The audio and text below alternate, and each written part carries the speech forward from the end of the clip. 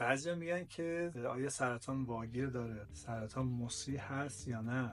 در خصوص سرطان این مدل بیماری ها به هیچ عنوان مصری نیستن و حتی برعکس، یعنی کسانی که این بیماری رو دارن ممکنه که یک سری عوامل خطر رو از افراد سالم دریافت بکنن. یعنی ممکنه که این افراد نقص ایمنی داشته باشن و عفونت‌ها رو از افراد سالم بگیرند. پس به هیچ عنوان این بیماری مصری نیست، سرایت نمی‌کنه، ولی یک سری عوامل ایجاد کننده سرطان هست که میتونن مصری باشن، مثل یک سری از ویروس هایی که باعث ایجاد سرطان میشن، از جمله انواع ویروس های هپاتیتی از طریق انتقال به روش های مختلف ممکنه که باعث ایجاد بیماری در یک فرد سالم و زمینه ساز سرطان بشن ممکنه. یا ویروس HPV میتونه با انتقال به یک فرد سالم زمینه ساز ایجاد سرطان بشه. و البته یک سری عواملی هست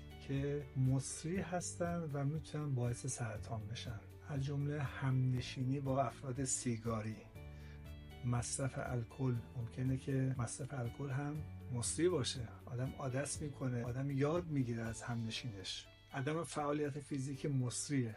ورزش نکردن، ترجیحاً خودتون رو، دوستاتون رو به ورزش ترغیب و تشویق کنید. ورزش جلوگیری کننده از خیلی از سرطان‌ها و بیماری‌های مضره.